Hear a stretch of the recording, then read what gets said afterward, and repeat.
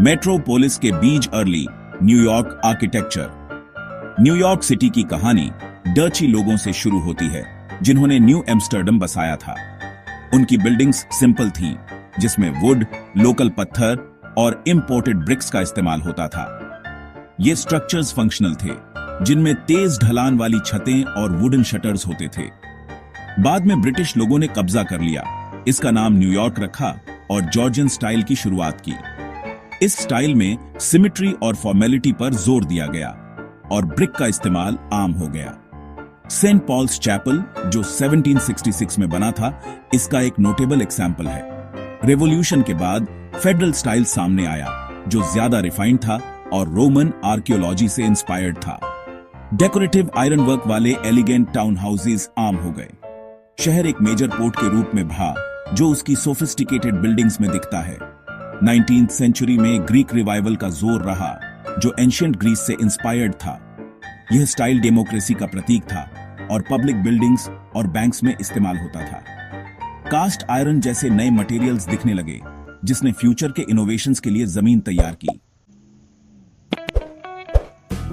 आसमान को छूते हुए the age of art deco and iconic स्काईस्क्रेपर्स।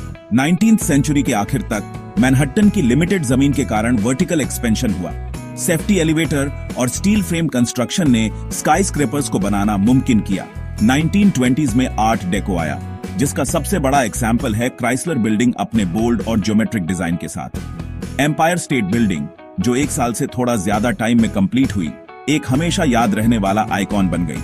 Rockefeller Center अपने इंटीग्रेटेड स्पेसेस के साथ और रेडियो सिटी म्यूजिक हॉल का आर्ट डेको इंटीरियर भी खास हैं। इस एरा की बिल्डिंग्स स्लीक थीं, मटेरियल्स से भरपूर और ऑप्टिमिस्टिक थीं। फन फैक्ट्स और feats, stories behind the steel and stone. Empire State Building 1945 में एक बॉम्बर क्रैश में भी बच गई, जिससे उसकी रेसिलियंस साबित हुई। इसका मास्ट शुरू में एयरशिप्स के लिए डिजाइन किया गया था, लेकिन यह आइडिया प्रैक्टिकल नहीं था। क्राइसलर बिल्डिंग का स्पायर सीक्रेटली असेंबल किया गया और 90 मिनट्स में ऊपर चढ़ाया गया ताकि टॉलेस्ट टाइटल मिल सके। इसके गार्गोयल्स क्राइसलर रेडिएटर कैप्स के मॉडल पर बनाए गए थे। फ्लैट आयरन बिल्डिंग का ट्रायंगुलर शेप उसके प्लॉट ऑफ लैंड की वजह से था। स्केप्टिक्स को डर था कि यह कोलैप्स हो जाएगी, लेकिन यह मजबूती से खड़ी रही। Woolworth building, cathedral of commerce, Frank W Woolworth ने कैश में फाइनेंस की थी। इसने 17 साल तक दुनिया की सबसे ऊंची बिल्डिंग का टाइटल अपने पास रखा। इसका गोथिक रिवाइवल स्टाइल में इंट्रिकेट ट्रेसरी और एक लैविश लॉबी है। अ शिफ्टिंग स्काईलाइन फ्रॉम बो Arts to modernism and beyond. बो आर्ट्स स्टाइल ने ग्रैंड सेंट्रल टर्मिनल और न्यूयॉर्क पब्लिक लाइब्रेरी जैसी मॉन्यूमेंटल बिल्डिंग्स बनाई। Post World War D2 international style सामने आया, जिसमें सिंप्लिसिटी और फंक्शनैलिटी को फेवर किया गया। लीवर हाउस और सीग्राम बिल्डिंग इस स्टाइल के अच्छे एग्जाम्पल हैं।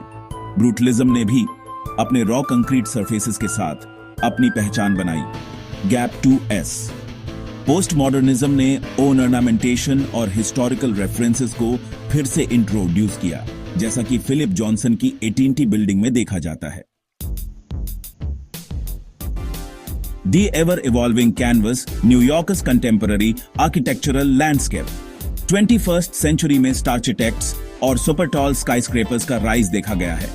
One world trade centre resilience और मॉडर्निटी का सिंबल है। सस्टेनेबल डिजाइन और स्मार्ट टेक्नोलॉजीज पर अब एम्फेसाइज किया जाता है।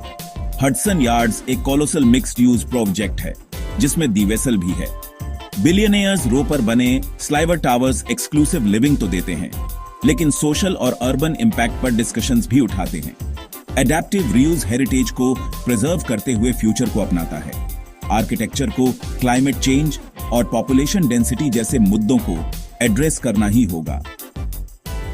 न्यूयॉर्क का स्काईलाइन शहर के पास्ट, प्रेजेंट और फ्यूचर की कहानी सुनाता है।